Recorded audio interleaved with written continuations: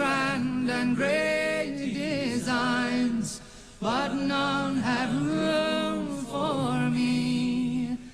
They see a world where every's rich and smart and young, but if I live to see such things, too late for me they come.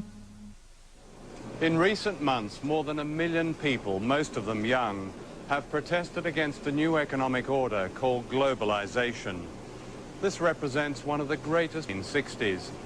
Surely never before has the human race enjoyed such amazing capacity to create wealth and reduce poverty. Yet never before has the gulf between rich and poor been so vast and inequality so widespread. The facts of globalization are revealing. A small group of powerful individuals are now of Africa. Just 200 giant corporations dominate 1/4 of the world's economic activity. General Motors is now bigger than Denmark. Ford is bigger than South Africa. Unseen by shoppers in the high street, the famous brands of almost everything from running shoes to baby clothes are now made in very poor countries with cheap labor, at times bordering on a form of slave labor. Tiger Woods, the golfer, is paid more money to promote Nike than most of the entire workforce actually making Nike products here in Indonesia. Is this the global village we are told is our future? Or is it merely an old project that used to be run by the divine right of kings and is now run by the divine right of multinational corporations and by the financial institutions and governments that back them? This film is about these new rulers of the world, and especially their impact on one country, Indonesia.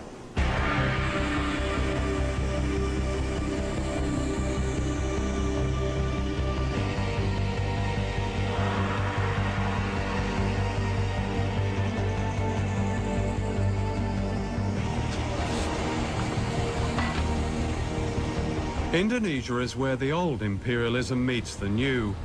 This is a country that should not be poor. It's rich in almost everything. Mountains of copper and gold, oil, timber, and the skills and labor of its people.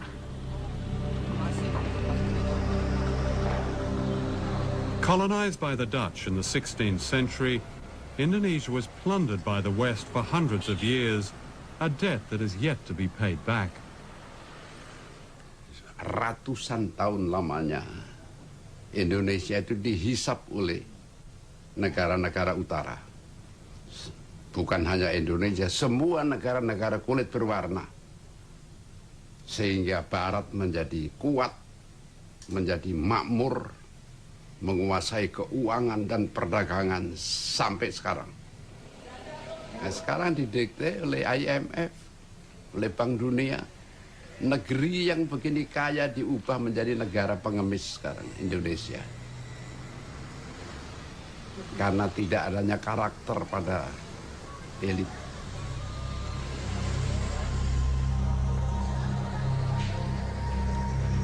Globalization is used by its champions to suggest a coming together of people of all races, of all countries, and it will relieve poverty, it will distribute wealth. What we're actually seeing is precisely the opposite processes in train, that the poor are becoming markedly poorer, while the very wealthy are becoming staggeringly wealthy. And here are some of the staggeringly wealthy. This is a wedding in Jakarta of the Indonesian elite. Two merchant families are being united. 4 years ago, the World Bank called Indonesia a dynamic economic success, a model pupil of the global economy. Among the Versace dresses and diamonds are those who've reaped the benefits of the new global freedoms. Freedom to watch money make more money. In this respect, they could be any nationality. Outside this wedding, there's another world. In Indonesia, as many as 70 million people live in extreme poverty. We calculate that it would take an Indonesian worker like this waiter, 400 years to pay for a wedding reception like this.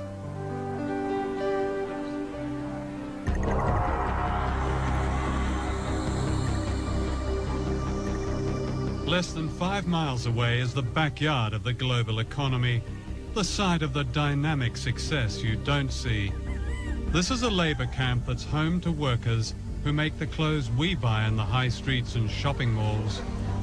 This is the human price paid for our fashionable trainers, our smart shirts, our jeans with a tag that says, "Made in Indonesia." Young people living here who make the famous brands are paid on average the equivalent of 72 pence a day, about $1. That's the legal minimum wage in Indonesia. According to the Indonesian government, it's just over half a living wage. The dormitories are made from breeze blocks and packing cases. When it rains, they flood.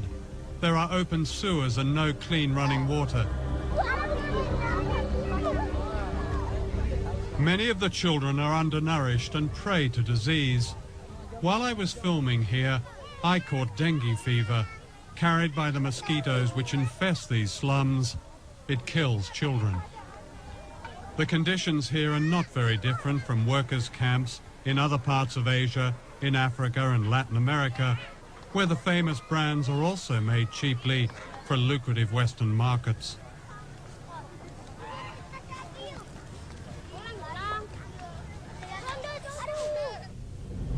And this is where they work, in what is called an economic processing zone, which means a vast area of sweatshops.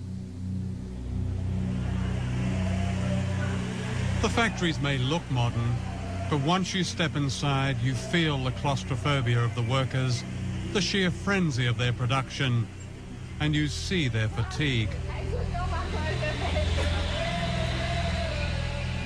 John Pilger. Posing as fashion buyers, we film secretly in this factory.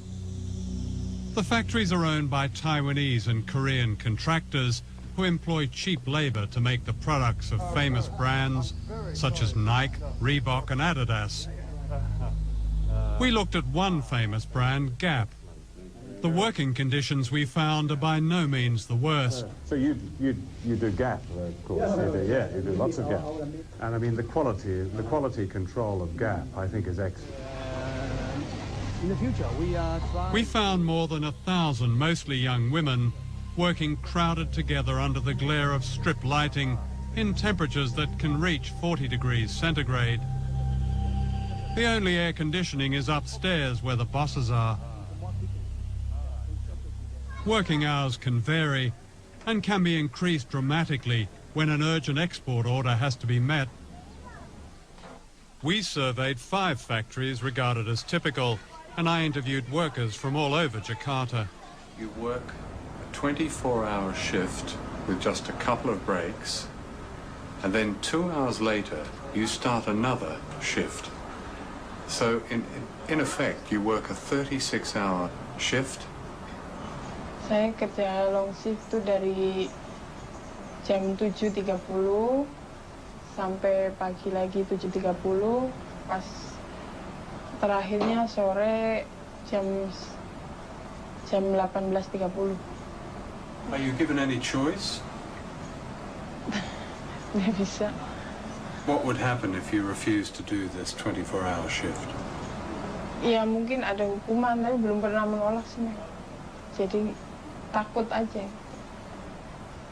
On these long 24-hour shifts, do you recall what labels you were packing? Kebanyakan Gap sama Olevi. Do any of the people from the Gap company ever visit your factory? Sering. Do they ever ask you about or investigate the working conditions, your working conditions? Dulu pernah ada, tapi di personal itu anaknya tuh udah dikontak duluan gitu, udah nggak boleh ngomong yang salah gitu, harus sesuai omongan dari personalia. What did they tell you to say? Ya misalkan nggak bilang lembur long shift, terus pokoknya tidak boleh membuka rahasia perusahaan, tidak boleh menjelek-jelekan perusahaan. This is what the Gap company calls a code of conduct. In response to criticism, famous global brands like Gap have come up with these codes. They say the idea is to set standards and protect workers, but how effectively is it enforced? You have to come to Indonesia to really realize what codes of conduct means, and that this is almost useless to exercise or to implement code of conduct here in this country, because this government is always campaigning cheap labor here in Indonesia to attract the foreign investment, and codes of conduct cannot do anything about that. And because Indonesian workers is already very poor, and the rate of unemployment here is very, very high, so that people will work whatever kind of work they have, or how much they pay, they will still work. The Gap company stipulates a maximum working week of 60 hours. It says workers may refuse overtime without any threat of penalty. Are there people who do extraordinary shifts, like much more than 12 hours, even up to 24 hours? Ada, kemarin QC juga ya finishing itu dari jam 8 sampai jam 12 malam. Dari jam 12 malam karena dengan alasan ini mesti diekspor. Kondisi mereka berdiri dari jam 8 sampai jam 12 itu berdiri, nggak ada duduk. Standing. Iya. Is that common? Kalau ekspor yang ini, ekspor harus selesai targetannya tanggal sekian, mesti. Is the Gap Code of Conduct displayed in the factory? Pasang sama sekali, bahkan peraturan perusahaan pun tidak ada yang dipasang di tingkatan pabrik. Nggak ada. Nggak usah kode etik. Peraturan di dalam perusahaan itu nggak pernah dilihatin dengan kami, apalagi kode etik dari suatu barang. These boxer shorts were made in one of the factories we investigated. Before we left London, we bought a pair at a Gap store in Oxford Street for £8. Out of that £8, an Indonesian worker gets less than 4 pence. It's the same for running shoes that sell for £100. Out of that £100, a worker gets around 40 pence. That wouldn't even buy the laces. Ya kami kaget, benar-benar ya. Oh, ternyata kami dalam satu celana ini kami bisa menguntungkan pengusaha begitu banyak, apalagi ribuan celana. Sehari minimal kami harus menghasilkan 3.000 celana. Itu minimal. Last year, the chief executive of Gap earned more than $5.5 million. The profits of Gap were $1.38 billion. And this is typical of many multinational companies. In order to protect the workers in this film, we have not named the factories we investigated. In Indonesia, as in other countries which have sweatshop economies, workers who speak out face the danger of victimization from contractors and violence from anti-trade union forces. Dita Sari, a trade union leader, was herself imprisoned and tortured. Codes of conduct must be monitored by trade unions. How could you monitor codes of conduct if trade unions is still weak, if the police is surrounding their activists, and if they're facing repression whenever they operate? We asked the Gap company for an interview, but they declined, saying it was unfair not to identify the factories as they couldn't verify our evidence. We sent them a list of questions and they supplied this statement. Gap says it employs one of the most comprehensive factory monitoring programs in their industry. For some manufacturers, our standards are too tough, and we refuse to do business with them. We prefer to work with them to fix the problem. We can't force them to comply. One of the things that we can do to take action in support of better conditions for people in developing countries is, when we buy anything, ask the retailer where this product comes from, under what conditions it's produced. Write to the company that made the product And so you want assurances that this comes from a factory that treats its workers well, that gives its workers rights to be able to form trade unions, etc. And these are some very basic ways in which we can act as informed consumers. I'm not afraid to bend my back. I'm not afraid of dirt. But how I fear for lack of honest work.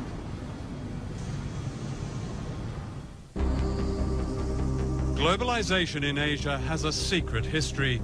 The great sweatshops and banks and luxury hotels in Indonesia were built on the mass murder of as many as 1 million people, an episode the West would prefer to forget. But many people here have not forgotten. In recent years, people all over the country have begun searching for the remains of loved ones murdered when General Suharto seized power in the mid-1960s, aided by the United States and Britain.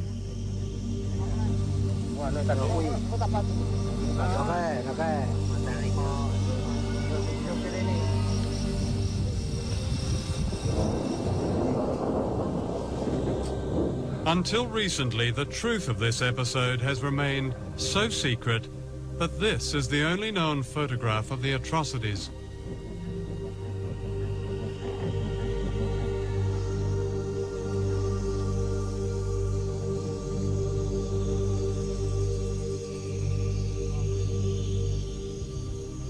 One day in early October 1965, a gang of thugs entered this school in Jakarta and beat to death the headmaster. He was suspected of being a communist. His murder was typical of the slaughter of more than 1 million people, teachers, students, civil servants, peasant farmers. Described by the CIA as one of the worst mass murders of the 20th century, the origins of this terrible episode have been covered in mystery. Certainly it brought to power General Suharto, but what is now emerging is the extent to which he was secretly backed by the United States and Britain and by Western business leaders. Within a year of the bloodbath, Indonesia's economy was effectively redesigned in America, giving the West access to vast mineral wealth, markets and cheap labor, what President Nixon called the greatest prize in Asia. To Western business, the great value of General Suharto was that he succeeded in getting rid of the founder of modern Indonesia, Ahmed Sukarno, a nationalist who believed in economic independence for his people. He kept the great Western corporations out of Indonesia and threw out their agents, the World Bank and the International Monetary Fund. It was only when one of his generals, Suharto, seized power that the door was opened to Asia's greatest prize. When the Suharto regime came in after the putsch, they were able to make a lot of the fact that they were calling the IMF and the World Bank back in. They were going to rescue them, you see, and British propaganda in particular made a lot of this. You know, the IMF was decent, and it was going to bring order, and everything was going to be lovely in the Indonesian garden.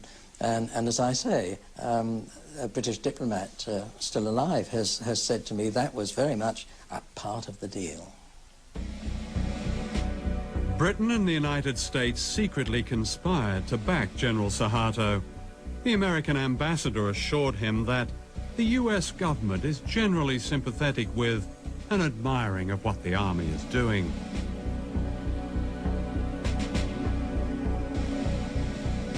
Thousands were rounded up. What was not known at the time was later revealed by American officials.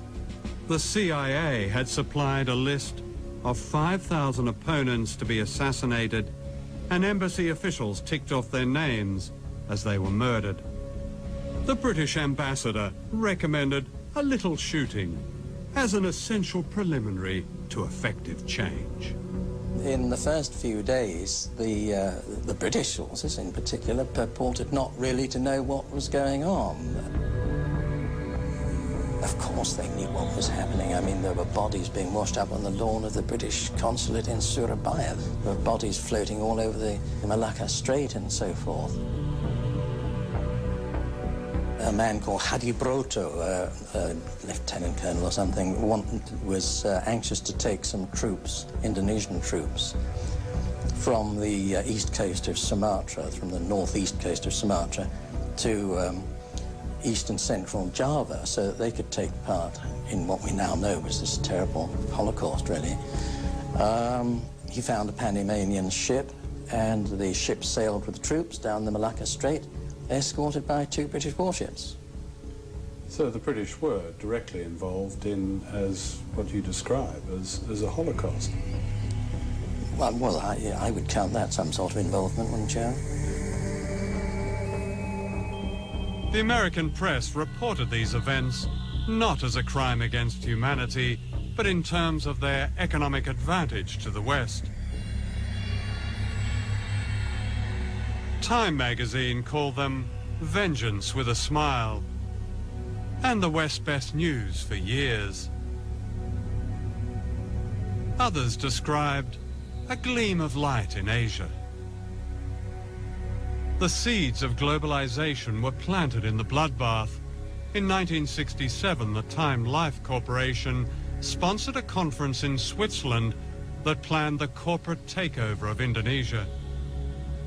It was attended by the most powerful businessmen in the world, such as David Rockefeller. The giants of Western capitalism were represented: the oil companies, the banks, General Motors, British Leyland, ICI, British American Tobacco, Lehman Brothers, American Express, Siemens. Across the table were Indonesian leaders approved by General Suharto. For Western business, it was the start of the gold rush, which later became known as globalization. No one mentioned the killing of 1 million people.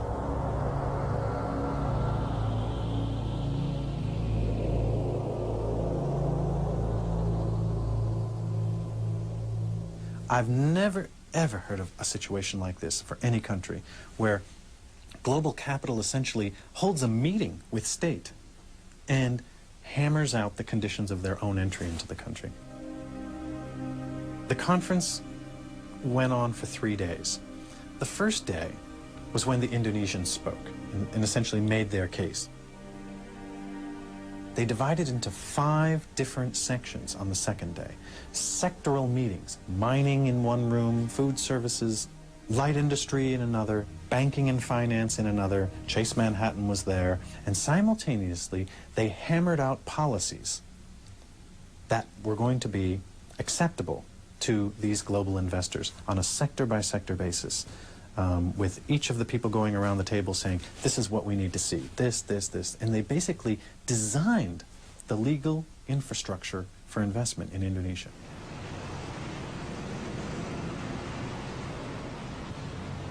Was the foreign business community here aware that they were dealing not just with a corrupt, nepotistic dictatorship, but also with a mass murderer?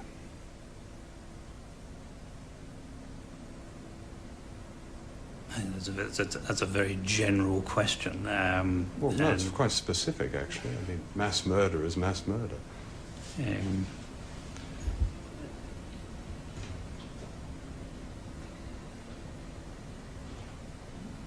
The fact that many people have died in Indonesia in unfortunate, tragic circumstances at the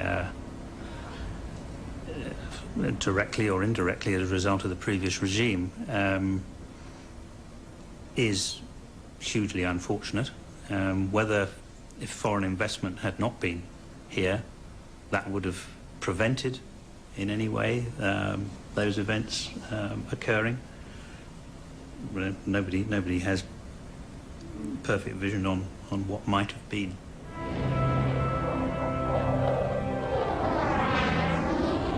Globalization began in Britain in the 1980s when Margaret Thatcher dismantled much of manufacturing and poured millions of pounds into building up the arms industry, Indonesia became an important British arms market, and General Suharto was sold everything lethal, from fighter aircraft and missiles to warships and machine guns. Unknown to the British public, millions of pounds went to the dictator in export credits. In other words, a large part of his arms bill was paid by the British taxpayer. So important was Suharto as a business partner that the mass murderer was welcomed to London by the Queen.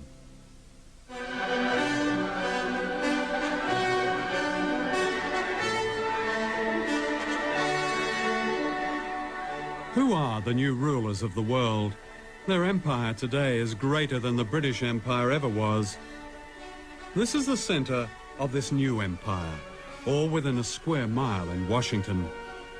Down the road from the White House and the US Treasury is the World Bank and the International Monetary Fund.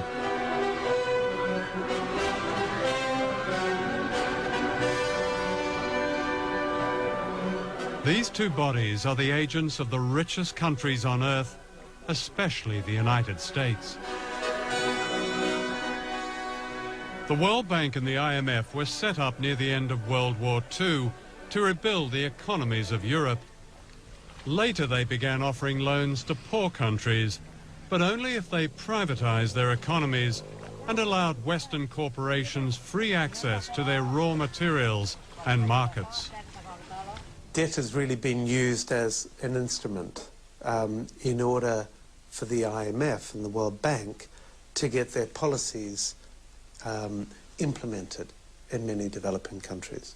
And we're into a situation now where the poorest countries are in a cycle, a vicious cycle of poverty. They can't get out. And the kind of debt cancellation that's been given still will not allow them to get out of this poverty trap. It's not a question of debt forgiveness, because actually many of the debts were incurred under pressure from the international institutions or were given in collusion with governments which weren't acting in the interests of their people. Let me ask you, do you know the difference between Tanzania and Goldman Sachs? Tanzania is a country that has a gross national product of $2.2 billion and shares it between 25 million people. Goldman Sachs is an investment firm which has annual profits of $2.2 billion and shares them among 161 partners. That's the world we're living in now.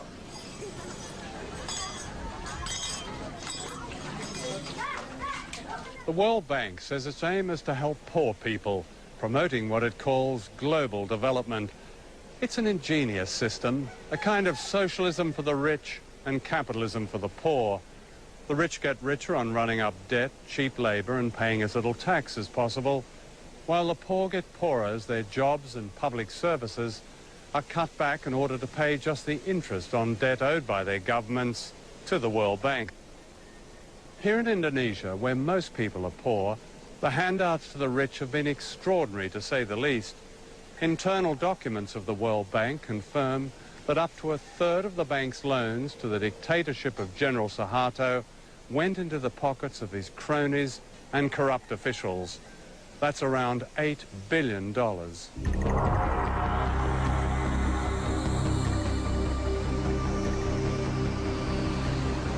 Globalization means that capital, big money, can be moved anywhere at any time without warning. In 1998, short-term capital was suddenly pulled out of Asia, crippling the miracle economy overnight. When the Indonesian rupiah collapsed from being roughly 2,500 rupiah to the dollar to being what it is now, 10,000 rupiah to the dollar, the costs to Nike for each Indonesian laborer was cut to 25% of what it had been. And Nike got a great discount on Indonesian labor as a result, and did not unilaterally raise Indonesian wages to the same standard they had been prior to the devaluation of the rupiah. With the economy collapsed and Indonesia on the verge of revolution, Suharto was forced to step down, having already stolen an estimated $15 billion.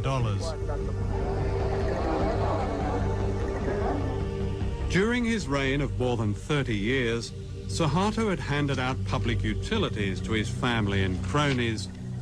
They owned most of the national power grid. Nothing was overlooked, from TV stations to a monopoly on taxis. Driving from Jakarta Airport, you even paid a toll to Suharto's daughter. These unfinished buildings are monuments to a corruption on a scale unheard of in modern Asia, to what the World Bank called the miracle economy. The bank presents itself as an economic development agency focused on the reduction of poverty.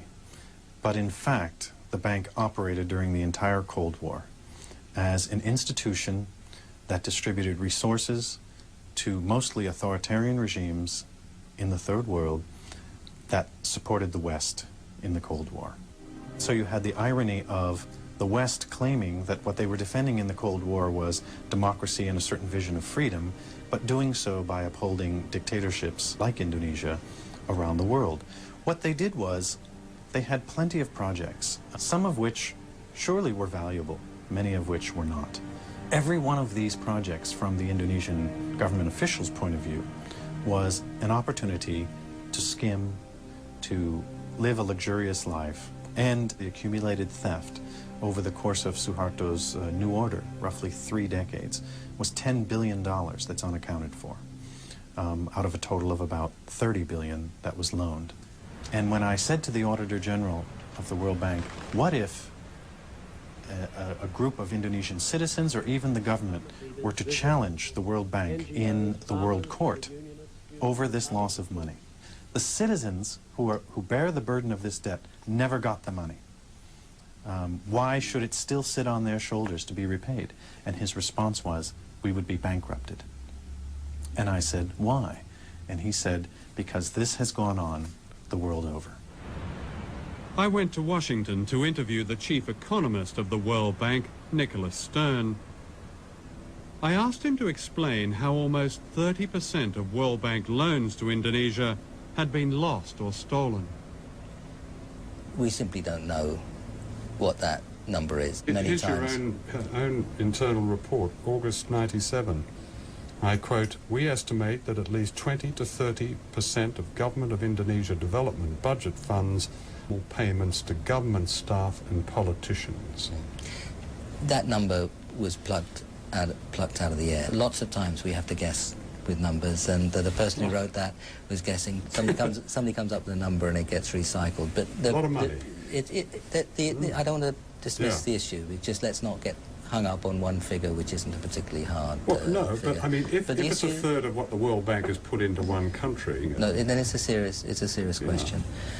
When you have a loan, there's a lender and a borrower, and they share the responsibility in some way. There's a strong case that has been made by people who've seen this evidence that the World Bank was duped by the Suharto regime, claiming that poverty had dropped to 30 million, and in fact poverty was around about 60 million. Let's talk about the harder figures. The income poverty figures are always the most difficult ones to get your hands on.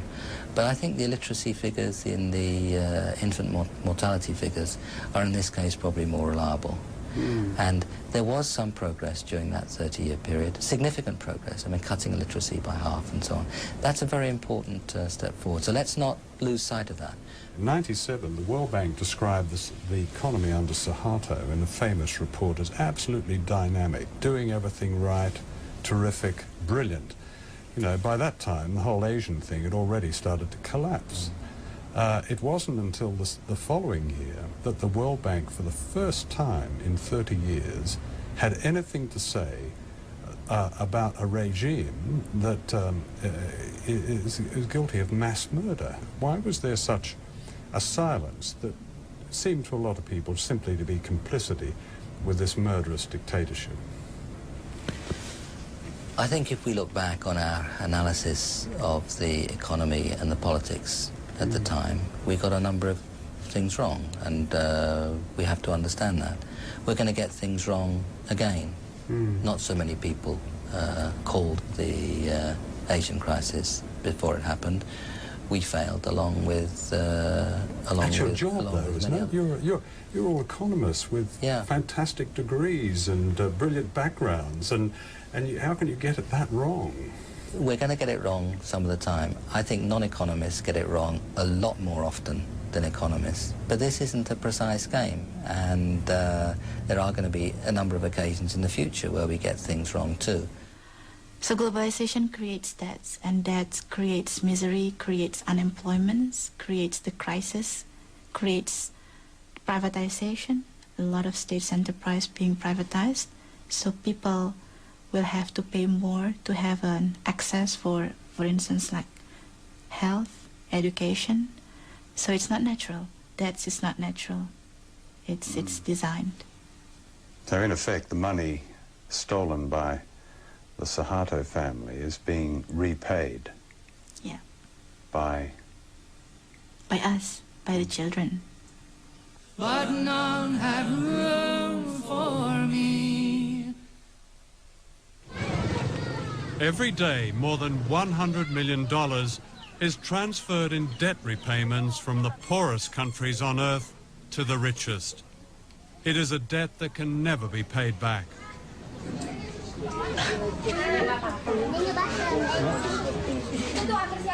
The poverty of families like this is compounded by Indonesia's huge debt. The conditions of the IMF's latest loan include a reduction in subsidies on certain fuel and food. Half this man's monthly wage of less than £40 goes on medical treatment for his children, who suffer from a serious blood disorder. As prices go up, he cannot even afford the special drugs that keep them alive. Keadaan anak saya yaitu yang pertama dia menderita sakit. Jadi tiap bulan dia harus transfusi darah. Jadi kalau seandainya nggak transfusi darah, dia tiap akhir bulan itu pucat. Kayak sekarang contohnya, bibirnya udah pada putih dua-duanya. Jadi akhir bulan itu mesti harus transfusi darah. Itu udah pasti. Pusingnya bukan kepalang.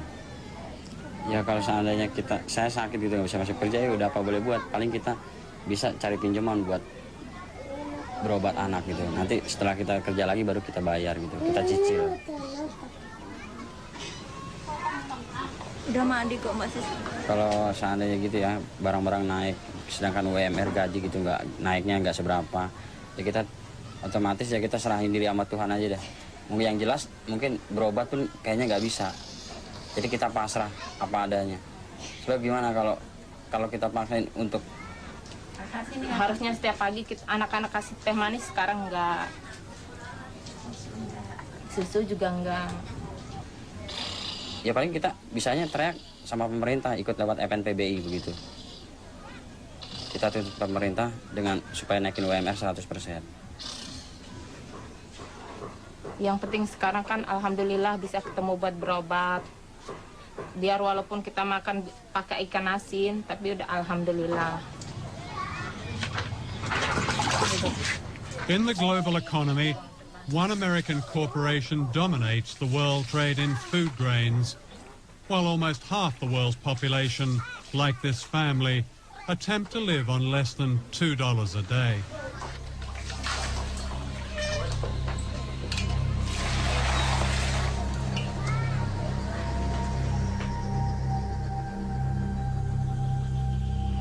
What do you say to those 17 million people who call for a complete, and I repeat, complete cancellation of debt as the only way to lift the huge number of poor people in the world out of poverty? I'd say two things. First, what will lift people out of poverty is not cancelling their debt, but what policies their countries pursue, whether they educate poor people, whether they give them health. And so the question, and then what sort of economies they try to run. Do they integrate them into the world economy, or do they run corrupt economies? Those are the primary determinants of how well countries will do. That is the answer what determines whether people get out of poverty. It can be done. It has been done. Should we cancel the debt? Canceling debt is one way of giving resources to poor countries. What I'd like to see is a much greater flow of resources to poor countries. I'd like to see the markets of the industrialized countries opened so that these countries where people are poor and can produce agriculture are able to export. That's what will get them out of poverty. The statement debt relief is the only thing that will get them out of poverty is wrong. It would help, provided it is accompanied by a whole set of other measures. But surely debt, even in one's own life, and especially a poor person's life, is the greatest cause of real poverty. No. And when you have a country devoting half its budget to paying off a debt, when you have the poorest countries in the world sending out millions of dollars into the rich world, surely as a priority, that debt has to be either relieved substantially or go altogether. Doesn't that make it just seems common sense to me? If I got that wrong. Yeah, you've got it wrong. Oh, let me explain. Okay. First of all, you are indebted, and I am indebted. And I would not be better off if I asked somebody to come and cancel my debt, because I'd never be able to borrow again. And debt is a normal way of borrowing in order to do things, purchase goods, invest, when you don't have the resources, and they'll generate an income and you'll repay. So the notion that all debt should be canceled is a bad one. Financial systems operate on the basis of debt that is paid. The Human Rights Commission of the United Nations, in a very comprehensive report, said, and I quote, "The institutions of globalization have yet to seriously address the issue of human rights in a democratic fashion. Globalization has caused global conditions of inequality and discrimination." What's your response to that? I simply can't respond because I have no idea what evidence they're referring to. Globalization has caused discrimination? I'd have thought it was the opposite. I'd have thought that... No, for instance, they singled out workers in third world economic processing zones. Again, part of a prescription, may not be IMF prescription, but certainly part of a global prescription, in which it said these workers were prey for exploitation, and because unemployment, for instance, they mentioned Indonesia, had been forced down by the so-called economic crisis of the late 90s, their human rights were lost. Indonesia grew as a result of integrating into the global economy from the 60s on, and incomes in Indonesia rose. It was a dictatorship. Some of their rights were suppressed, and it was a very bad dictatorship. Excuse me, Mr. Fisherman, as you say, some of their rights were repressed. A third of the population of East Timor died or were killed under the Suharto regime. What are you asking me that question for? Do you think we supported the Suharto regime? Well, don't be ridiculous. Well, did you speak out against it? Did your institution, the IMF, speak out? The World Bank didn't. The first time after 30-odd years in there, the first time they spoke out was 1998. What did the IMF say about it? When the IMF went into Indonesia, it insisted on a removal of a host of corrupt practices that began to weaken that regime. It was not an intended consequence, but it was intended that we went in and helped remove the corrupt practices in a variety of monopoly areas.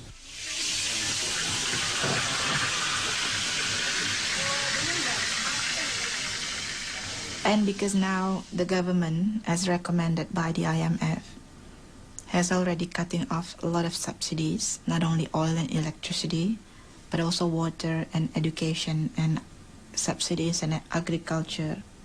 So it means that the workers, if they have sons or daughters, they have to pay more if they want to put their children to school. Before, of course, people eat 3 meals a day, but now they have to also make efficiency. So they eat, instead of 3, they eat twice a day. And or they reduce the quality of the food. So that's why maybe the level of productivity is getting lower, because people are getting poor and getting tired, and if you are tired you cannot work properly.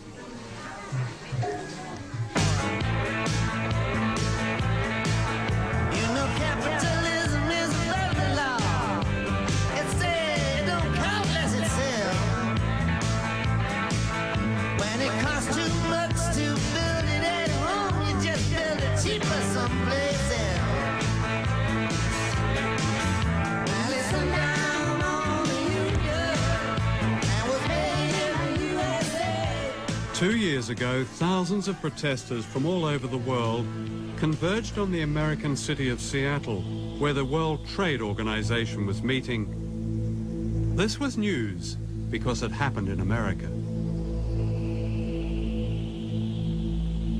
And yet throughout the world, in Africa, Latin America, Asia, a deeper movement against globalization has been growing for years. But this is not considered news. On every continent, millions of ordinary people have protested against the power of the IMF and the World Bank and the imposition of Western power.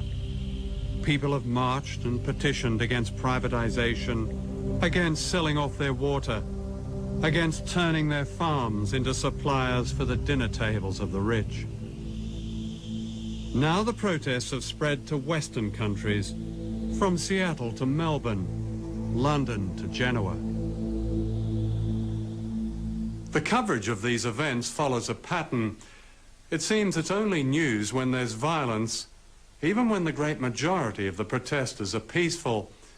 In contrast, the violence of the economic policies they are protesting about is seldom news. In the weeks and days leading up to May Day in London, the police and the government orchestrated a propaganda campaign.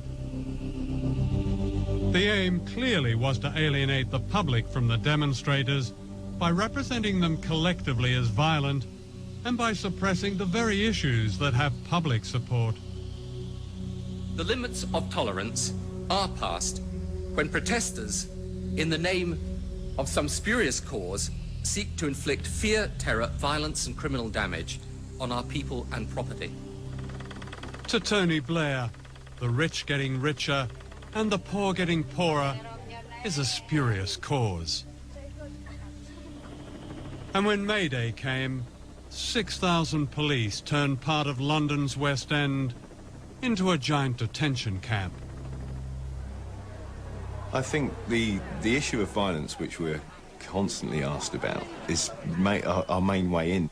I think that the key to these things is actually getting mass amounts of people involved, because the media will put one point of view across time and time again, you know, the mindless hooligan side.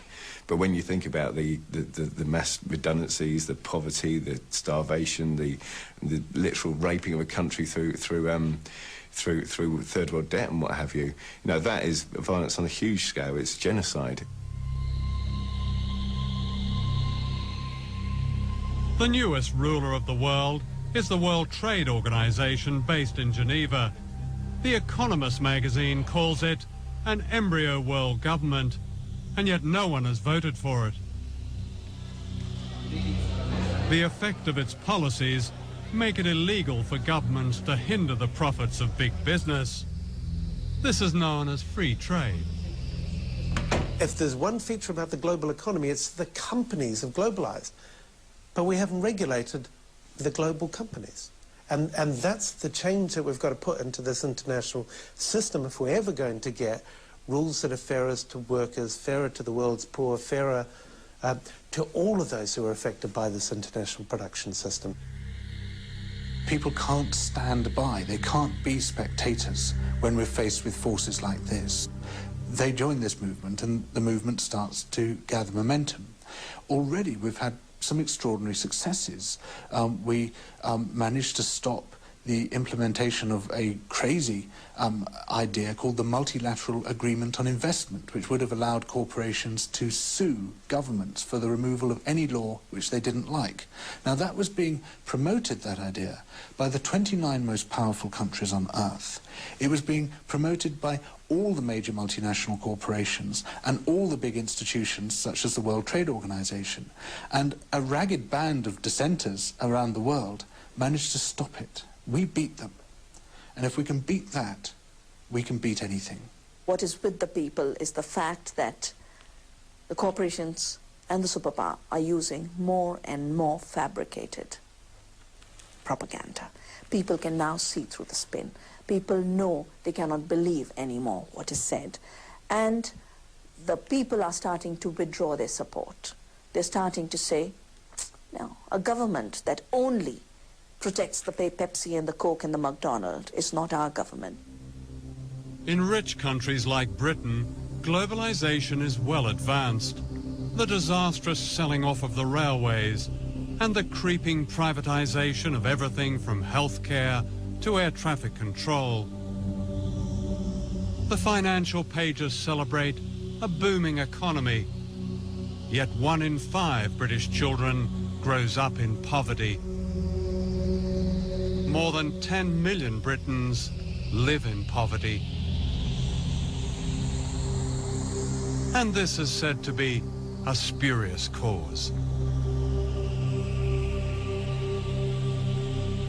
All over the world, millions of ordinary people are asking why they have no say in decisions that bring hardship to their lives. They don't accept the view of President Bush and Prime Minister Blair that there's no other way. In Britain, the fact that only 25% of the electorate voted for the Blair government is part of this great unease.